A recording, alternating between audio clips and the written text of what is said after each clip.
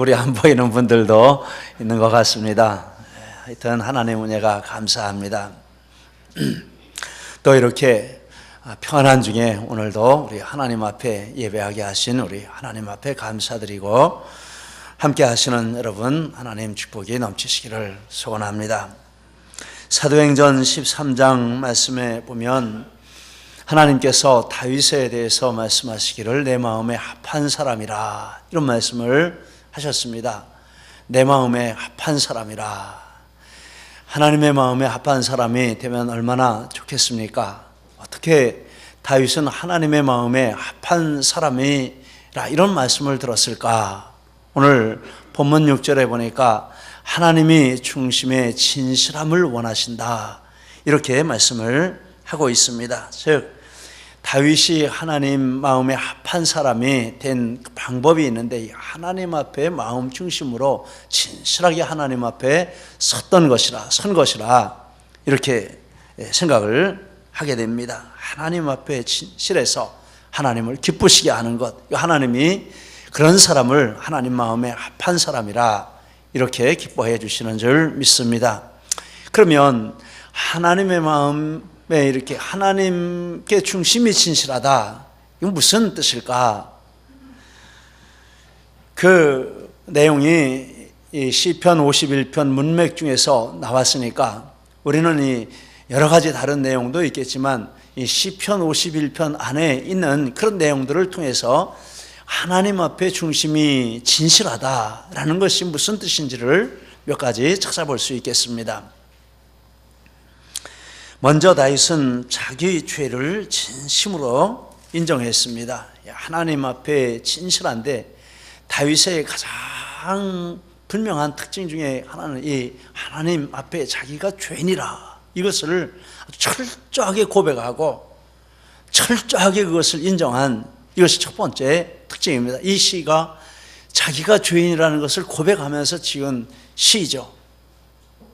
하나님 앞에 정말 말할 수 없는 죄를 짓고 사람 앞에서도 정말 말할 수 없는 제가 죄를 지었습니다. 이거를 드러내놓고 고백하는 시입니다. 그러니까 첫 번째 특징이 그것입니다. 좀 더 찾아보면 다윗은 진심으로 자기가 원죄가 있는 존재라 하는 것을 고백했습니다. 5절 말씀. 내가 죄악 중에 출생하였으며 어머니가 죄 중에 나를 잉태하였나이다. 그런데 성경을 보면 성경의 근본적인 진리 중에 하나는 인간은 아담 때부터 내려오는 원죄를 가지고 있다. 자기가 죄를 짓지 않아도 아담 때부터 내려오는 원죄를 가지고 나면서부터 죄인이다. 이 성경의 진리입니다. 그런데 다윗이 본문에서 그걸 인정하고 있습니다. 아마 그 전에는 자기가 그래도 쓸만한 사람이다, 이렇게 하나님 앞에 축복받을 만한 자격이 있다, 이런 생각을 했을지 모릅니다. 죄를 짓고 보니까 이제 그것이 완전히 깨어졌습니다. 자기 본질을 보게 된 것이죠. 로마서 5장 12절 한 사람으로 말미암아 죄가 세상에 들어오고 죄로 말미암아 사망이 들어왔나니 이와 같이 모든 사람이 죄를 지었으므로 사망이 모든 사람에게 이르렀느니라. 3장 10절 이하 기록된 바 의인은 없나니 하나도 없으며 깨닫는 자도 없고 하나님을 찾는 자도 없고 다 치우쳐 함께 무익한 자가 되고 선을 행하는 자 없나니 하나도 없도다. 다윗이 이걸 발견한 것입니다. 그전에는 몰랐을 수도 있지만 죄 짓고 넘어지고 보니까 자기 자신이 죄가 물들지 않은 부분이 한 군데도 없다. 나는 원죄가 있다. 어머님 복 중에서 이미 나는 죄인으로 잉태가 되고 태어났다. 그걸 고백했습니다. 또 다윗은 진심으로 자범죄를 인정했습니다. 3절에서 4절 물은 나는 내 죄가를 아우니 내 죄가 항상 내 앞에 있나이다. 내가 주께만 범죄하여 주의 목전에 악을 행하여 싸우니. 그래서 다윗은 나단 선지자가 와서 당신 죄인이요 이렇게 말할 때 사무엘하 12장 13절에 보면 다윗이 나단에게 이르되 내가 여호와께 죄를 범하였노라. 다윗이 이해하지 못할까 봐 나단은 어떤 이야기를 이렇게 만들어가지고 꾸며가지고 와서 이렇게 얘기를 했는데 그 얘기할 필요가 사실은 없었습니다. 죄를 인정하지 않는 사람이 말이 많은 거죠. 죄를 인정하는 사람은 말 많을 필요가 없어요. 죄인입니다. 이거 하면 되는 거니까. 그건 다윗이 아주 한마디로 난 죄인입니다, 그거 했습니다. 자기의 원죄를 인정하고 자범죄를 인정했습니다. 이게 중요한 것입니다. 그리고 다윗은 진심으로 죄를 회개했습니다. 17절 말씀, 하나님께서 구하시는 제사는 상한 심령이라. 하나님이여 상하고 통회하는 마음을 주께서 멸시하지 아니하시리이다. 성경을 보면 다윗이 참회하면서 참회 시를 썼습니다. 많이 썼을 것 같아요. 그런데 정말 진심으로 자기가 죄를 고백하고 하나님 앞에 자백하는 그런 마음이 있으니까 그걸 글로 쓴 거죠. 거짓으로 참회하고 거짓으로 죄를 고백한다면 그 쓸 이유가 없는 거죠. 이것은 내가 정말 하나님 앞에 진심입니다, 하나님 받아주옵소서, 그러면서 자기 참회하는 그 내용을 글로 이렇게 썼습니다. 다른 것도 많이 썼겠습니다만 그 중에 다윗이 쓴 시 중에 7편을 하나님이 이 성경으로 인정을 해 주셨습니다. 성경에 7편이 나오고 있습니다. 시편 6편 2절 6절에 이렇게 말합니다. 여호와여, 6편 32편 38 51 102 130 143편인데 6편 2절 6절에 여호와여, 내가 수척하였사오니 내게 은혜를 베푸소서. 여호와여, 나의 뼈가 떨리오니 나를 고치소서. 내가 탄식함으로 피곤하여 밤마다 눈물로 내 침상을 띄우며 내 요를 적시나이다. 38편 2절, 야 주의 화살이 나를 찌르고 주의 손이 나를 심히 누르시나이다. 주의 진노로 말미암아 내 삶의 성한 곳이 내 살에 성한 곳이 없사오며 나의 죄로 말미암아 뼈에 평안함이 없나이다. 내 죄악이 내 머리에 넘쳐서 무거운 짐 같으니 내가 감당할 수 없나이다. 이런 내용들 철저하게 하나님 앞에 죄가 얼마나 무거운 것이고 얼마나 무서운 것이고 하나님이 얼마나 그것을 싫어하시는 것인지를 절감하면서 있었습니다. 7편을 읽어보면 다윗의 마음, 적절한 마음을 알 수가 있습니다. 철저하게 죄를 회개하고 하나님 앞에 고백했습니다. 죄에 대해서 진실한 회개를 했습니다. 또 하나님의 징계를 진심으로 달게 받았습니다. 하나님께서 다윗에게 징벌을 내리실 것을 말씀하셨습니다. 사무엘하 12장 10절 11절, 칼이 내 집에서 영원토록 떠나지 아니하리라. 내가 너와 내 집에 재앙을 일으키고. 다윗이 회개하기 전에 하나님이 선지자를 보내셔서 하신 말씀입니다. 그런데 회개했는데 그런데 이 말이 그대로 이루어졌습니다. 하나도 빠지지 않고 계속 다윗의 집에 재앙이 임했습니다. 징벌이 임했습니다. 먼저 다윗과 바세바 사이에 낳은 아들이 있는데 이 아들이 병들어서 죽었습니다. 그리고 다윗의 장자가 암논인데 이 암논이 이복 여동생이 있는데 다말인데 다말을 성폭행했습니다. 그리고 다말의 친오빠가 거기에 앙심을 품고 암논을 살해했습니다. 죽였습니다.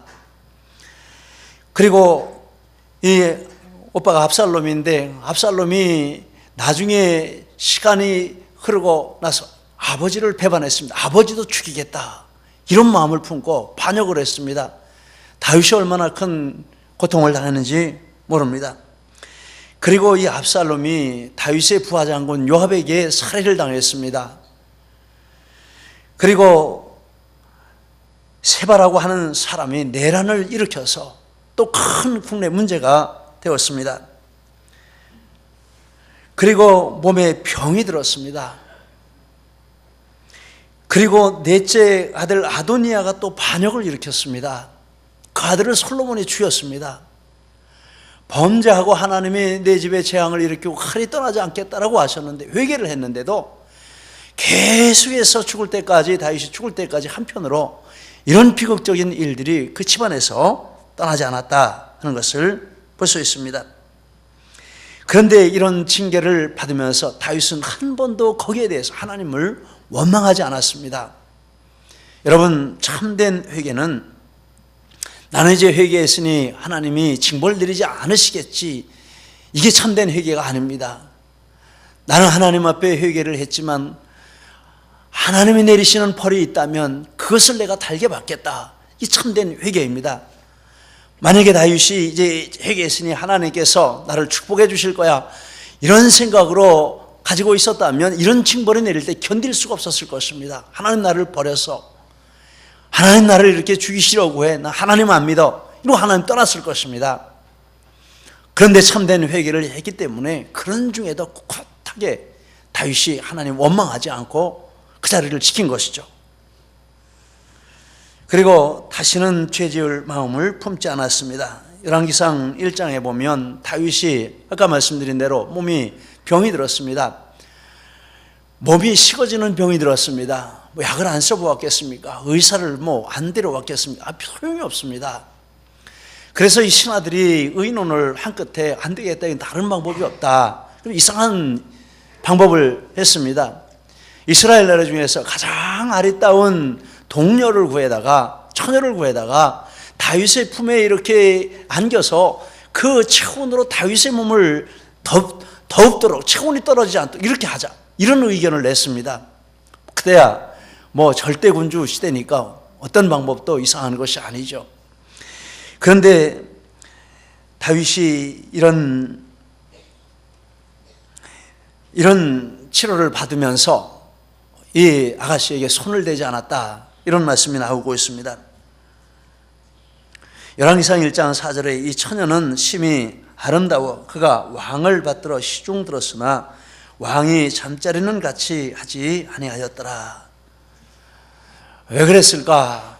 이 마음 가운데 완전히 그 부분에 대해서 너무 지금 몸에 병 들어있는 것도 다윗이 어떻게 생각합니까? 내가 하나님 앞에 그 죄를 지어서 이런 벌이 왔는데 이렇게 생각하고 있지 않겠습니까? 그러니까 그 생각이 완전히 뿌리가 뽑혀 나간 것입니다. 절대 나는 이 부분에 있어 하나님 조금이라도 죄라고 생각하지 않을 수도 있지만은 하나님 보시기에 하나님이 기뻐하시지 않는 일이라면 하지 않겠다, 지금 그런 마음이 들어간 것입니다. 베드로전서 2장 24절에 친히 나무에 달려 그 몸으로 우리 죄를 담당하셨으니 이는 우리로 죄에 대하여 죽고 의에 대하여 살게 하려 하심이라. 예수님이 십자가에 죽으신 목적이 우리는 이제 죄의 흔적이라도 버리고 적극적으로 의롭게 사는 삶을 살도록 하기 위해서 그러하셨는데, 바로 이 예수님의 십자가에 죽으신 그 능력이 이 다윗의 삶 가운데, 심령 가운데 흘러들어가서 하나님, 저는 죄 안 짓겠습니다. 세상 윤리로 볼 때, 세상의 도덕으로 볼 때 죄가 아니라고 할지라도 하나님 마음에 조금이라도 기뻐하시지 않는다면 저는 이거 안 하겠습니다. 이 마음에 지금 들어간 줄 믿습니다. 구약도 예수님을 바라보고 구원받고 신약도 예수님을 바라보고 구원을 받습니다. 이 말씀이 이 베드로전서 2장 24절의 말씀이 다윗에게 이루어진 줄 믿습니다. 그리고 우리가 참된 회개를 하면 우리 심령 가운데도 하나님이 이런 은혜를 주시는 줄 믿습니다. 할렐루야. 죄를 사해 주셨음을 진심으로 믿었습니다. 7절에서 8절. 우슬초로 나를 정결하게 하소서. 내가 정하리이다. 나의 죄를 씻어 주소. 내가 눈보다 시리이다. 내게 즐겁고 기쁜 소리를 들려 주시사 주께서 꺾으신 뼈들로 즐거워하게 하소서. 12절 14절 말씀에 주의 구원의 즐거움을 내게 회복시켜 주시고 내 혀가 주의 의를 높이 노래하리다. 시편 32편 5절 말씀, 내 허물을 여호와께 자백하리라 하고 주께서 내 죄를 아뢰고 내 죄악을 숨기지 아니하였더니 곧 주께서 내 죄악을 사셨나이다. 다윗이 놀라운 은혜를 받았습니다. 하나님 앞에 이렇게 철저하게 죄를 잡아가고 회개할 때 그 죄가 너무도 싫어지고 혐오되어지는 그런 축복을 받고, 다른 한편으로는 하나님이 내 이 죄를 사람은 용서할 수 없는지 모르지만, 내 자신도 나를 용서할 수 없는 죄악인지 모르지만, 그러나 하나님은 이 모든 죄를 하나님이 용서해 주셨다라고 하는 그 사제의 확신이 다윗의 마음 가운데 물밀듯이 들어오는 것입니다. 그래서 한편으로는 계속 죄를 회개하면서 죄악을 비워가는데, 그 죄악을 비워가는 빈자리를 하나님이 내리시는 사제의 은혜의 그 확신이 마음 가운데 자리를 잡는 것입니다. 점점 확신이 되어지는 것입니다. 그 죄를 회개하고 나서 너무 기쁘고 즐거운 것입니다. 여러분, 이 세상에 즐거운 일, 기쁜 일 많이 있지만 하나님 앞에 죄 지은 자가, 그리고 그 죄 때문에 고민하고 고통하는 그 사람이 하나님 앞에 제사함 받는 기쁨보다 큰 기쁨은 없는 줄 믿습니다. 이것을 다윗이 누렸고, 이것을 바울이 누렸고, 어거스틴이 누렸고, 루터가 누렸고, 조나단 에드워드가 누렸고, 우리도 이 축복을 누리는 자리에 하나님 불러주신 줄 믿습니다. 할렐루야. 이 축복입니다. 다윗이 말하기를 세상 사람들은 곡식이 가득한 것을 좋아하고 창고가 가득 채운 걸 좋아하지만 하나님, 난 그것보다 더 즐거운 것이 있는데 하나님 앞에 제사함 받은 이 즐거움이 난 더 좋습니다. 이런 고백했습니다. 할렐루야. 할렐루야. 이게 진짜 즐거움입니다. 아까 말씀드린 대로 다윗이 이렇게 제사함 받은 후에 환난이 계속 오고 고통이 계속 왔는데 어떻게 그것을 이길 수 있습니까? 그 즐거움이 있고 기쁨이 있으니까 그것이 그 환난을 이기게 합니다. 근데 진짜 회개하지 않고 아직도 속에 죄가 있고 마음에 기쁨이 없는데 환난이 와봐요. 이길 수 없습니다. 시험이 와봐요. 그거 극복할 수 없습니다. 그런데 이 제사함의 확신이 있으면 어떤 환난, 어떤 시험, 어떤 고통도 다 이기는 능력이 그 속에 있는 줄 믿습니다.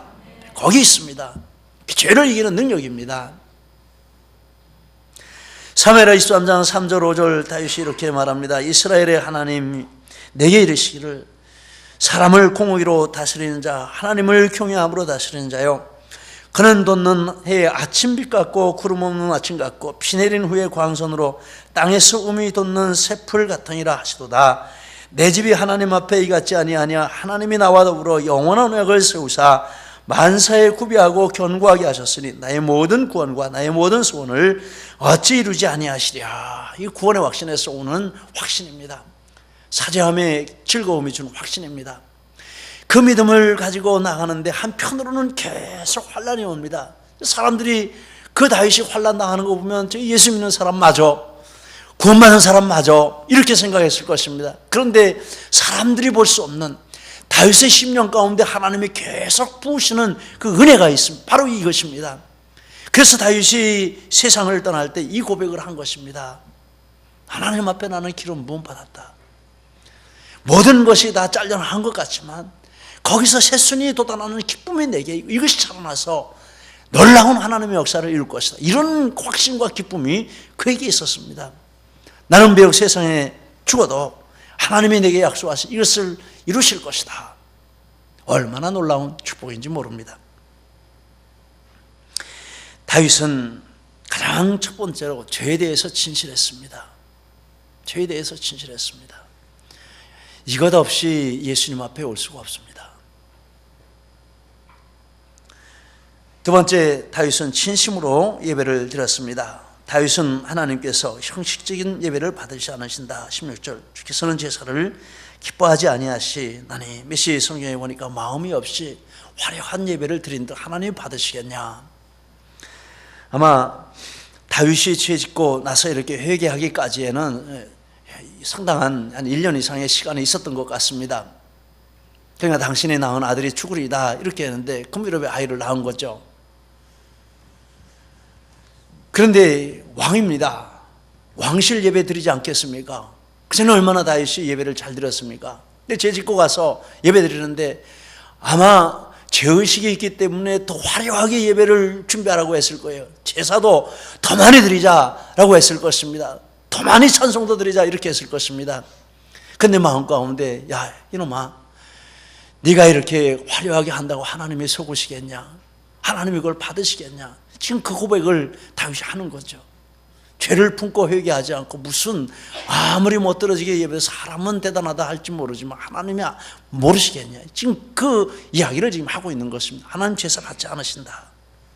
형식적인 예배 받지 않으신다. 하나님은 온전한 예배를 받으신다. 19절 말씀, 그때 주께서 의로운 제사와 번제와 온전한 번제를 기뻐하시나니. 메시아 성경에 보니까 참된 예배를 받으신다. 그렇죠? 참된 예배. 행위로 의로워서 의로운 것이 아니고 온전히 죄를 회개했기 때문에 그 구원의 확신을 드리면 이 의로운 것이고 그것이 온전한 예배인 줄 믿습니다. 그리고 그 마음으로 짐승을 드리고 예물을 드리는 이것을 하나님 받으시는 거죠. 우리 이런 예배 드리시기를 축복합니다. 다윗은 진심으로 성령의 임재를 구했습니다. 다윗은 성령의 임재를 가장 충만히 체험한 사람입니다. 신구약을 통틀어서 손가락으로 꼽은다면 아마 세 사람 네 사람 안에 이 성령의 은혜를 체험한, 임재를 체험한, 그리고 능력을 체험한 사람일 것입니다.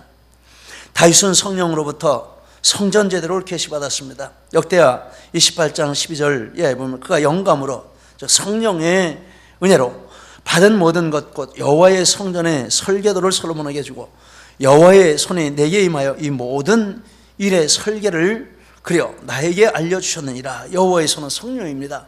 성령께서 다윗에게 충만히 임재하셔서 성전 제도를 그 손을 잡고 그려주신 것입니다. 성막은 하나님이 시내산에서 다윗에게 주시고, 성막의 제도는 다윗에게 주시고, 성전의 제도는 하나님이 솔로몬에게 주셨습니다. 모세와 방불한 그런 영적인 체험을 한 것입니다.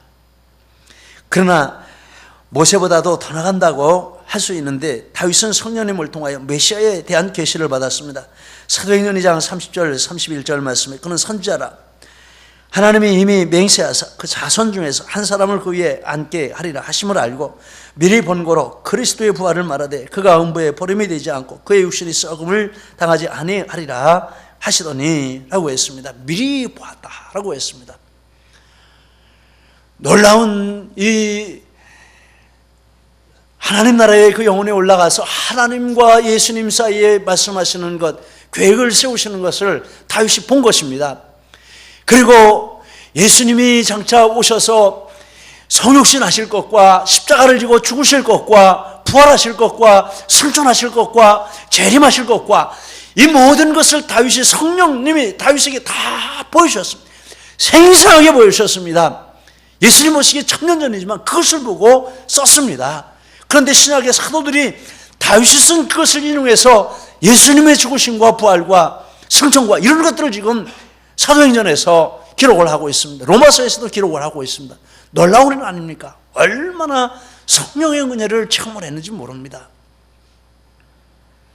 성령이 아니면 하나님께 속한 것을 전혀 할 수도 없고 체험할 수도 없다. 성경이 말하고 있습니다. 고린도서 9장 2장 9절 이하 기록된 바 하나님이 자기를 사랑하는 자들을 위하여 예비하신 모든 것은 눈으로 보지 못하고 귀로 듣지 못하고 사람의 마음으로 생각하지도 못하여 담과 같으니라. 우리가 세상의 영을 받지 아니하고 오직 하나님께로부터 운영을 받았으니 이는 우리로 하여금 하나님께서 우리에게 은혜로 주신 것들을 알게 하려 하심이라. 오직 성령이 하나님이 성령으로 이것을 우리에게 보이셨으니 하고 했습니다. 이 은혜를 체험하고 평소에도 성령님과 늘 동행하고 성령님 따라가시면 안 됩니다. 성령님 함께 하시옵소서. 늘 이게 그 소원이었는데 죄를 짓고 보니까 성령님이 막 떠나가시는 것처럼 두려운 거예요.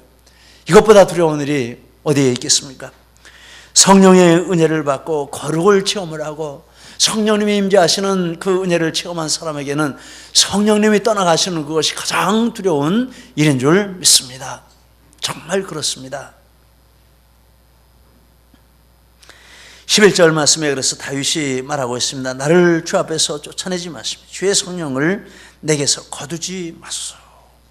너무나도 절절하고 절실한 다 잘못했습니다. 하나님 어떠한 벌을 제게 내리시더라도 성령님은 거두어가지 마시옵소서. 이게 간절한 기도고 진심의 고백이었습니다. 우리도 성령을 이렇게 사모하시기를 축복합니다. 다윗은 진심으로 교회를 사랑했습니다.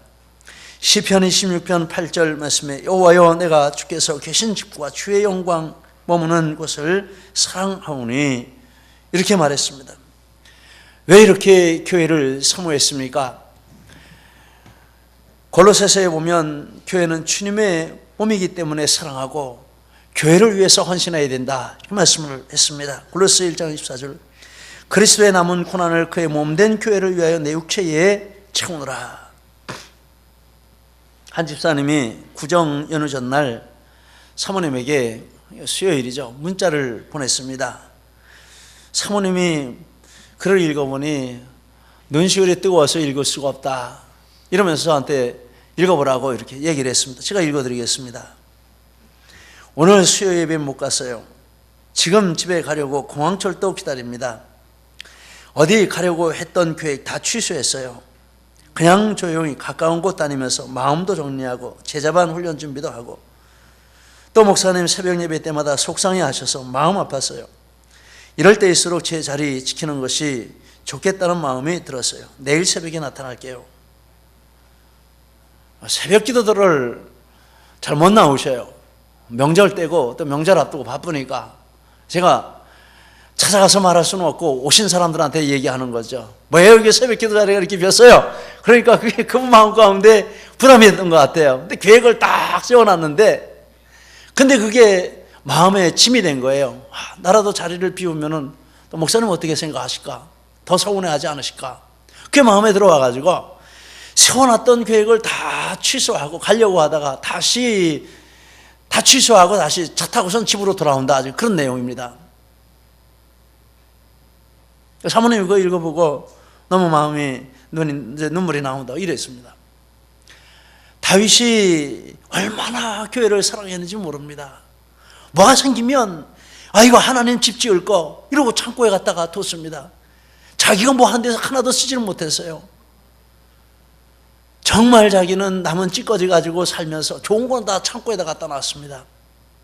그리고 뭐라고 그랬어요? 솔로몬한테 물려주면, 야, 나 이거 성전 지으려고 내가 정말 정성껏 맞다. 평생에 모은 거다. 너 이거 가지고 성전 지어. 이렇게 하지 않았습니까?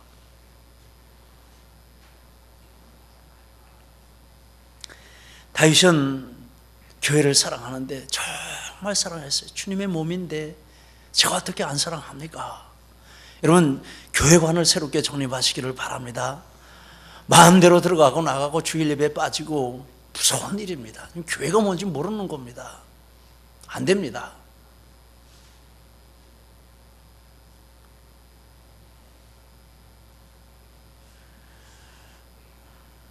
다윗은 자신의 죄가 교회에 걸림돌이 되지 않기를 소원했습니다.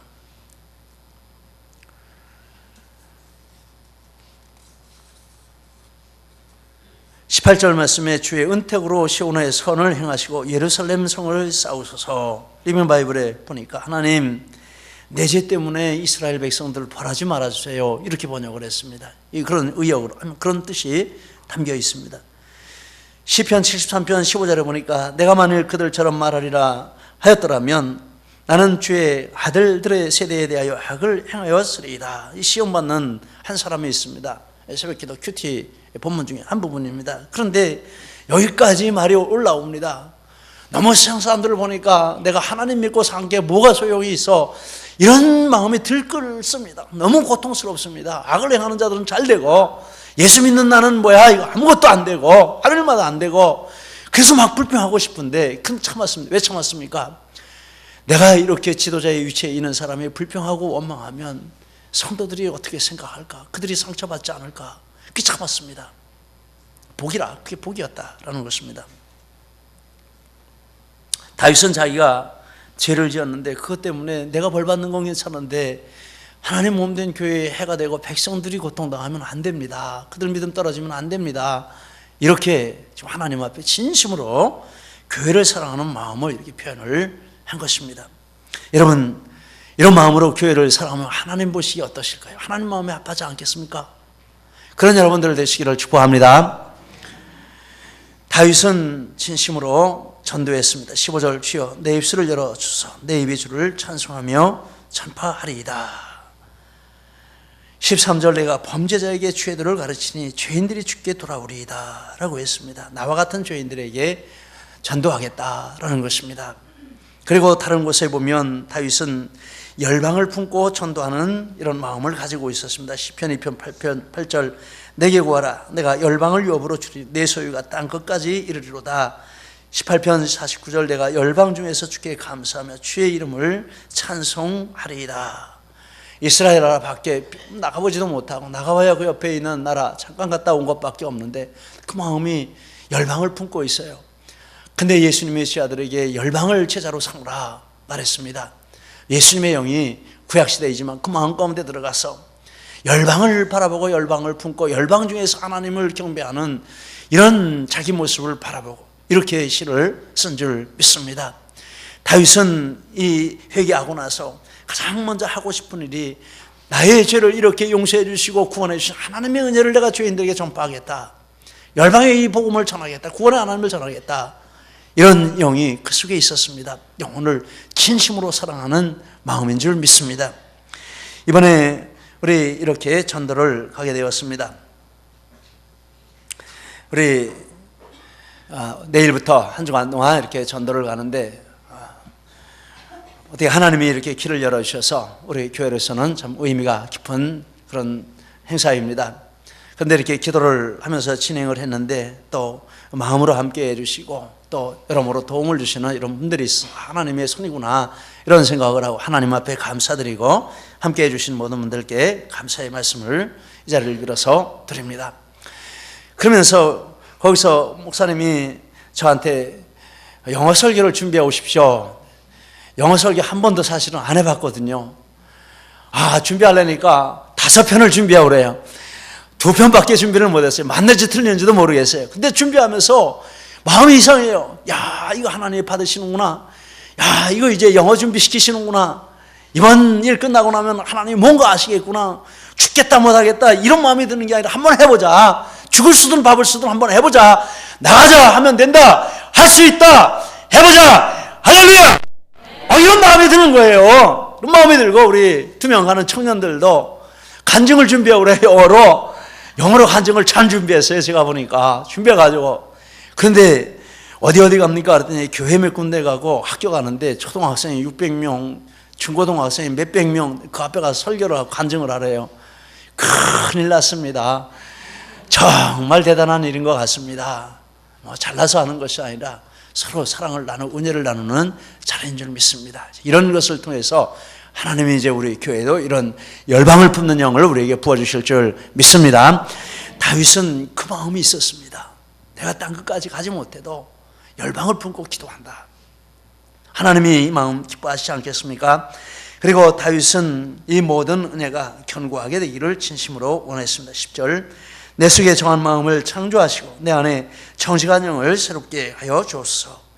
정한 마음은 위에 말한 그런 내용들이 순수하게 진실되게 아무 잡된 것이 들어가지 않게 진지하게 순수하게 내 마음에 손이 되게 해주옵소서. 그 하나님 앞에 진실한 그 마음이 깨끗하게 계속되게 해주옵소서. 새롭게 해달라는 것은 점점 더 충만하게 되게 해달라는 그런 뜻이죠. 정직한 영이라 하는 것은 그 나나주에 보니까 견고한 영이라 이렇게 했습니다. 이것이 흔들리지 않게 하여 주옵소서. 더욱 새로워지게 하여 주옵소서. 이게 그의 기도의 제목이었습니다. 회개의 자리에서 기도하며 이 마음을 받았습니다. 이 영을 받았습니다. 얼마나 감사한 일인지 모릅니다. 다윗이 사모했던 중심의 진실함을 오늘 우리에게도 베풀어 주시고 다윗이 평생을 가면서 한편으로는 그런 환란이었지만 다른 한편으로는 이 은혜가 날마다 새로워지는 그런 은혜를 받았습니다. 견고해지고 날마다 새로워지는 이런 축복을 받았습니다. 다윗은 믿음이 시작할 때가 최고의 믿음이 아니라 시작하고 나서 그가 세상을 떠날 그때가 최고의 믿음의 때였습니다. 날마다 독수리같이 올라가는 믿음이었습니다. 우리도 그런 믿음이 되어야 할 줄 믿습니다. 오늘부터 시작해서 이런 축복이 우리 모두에게 함께 하시길 예수님 이름으로 축복합니다. 기도하시겠습니다.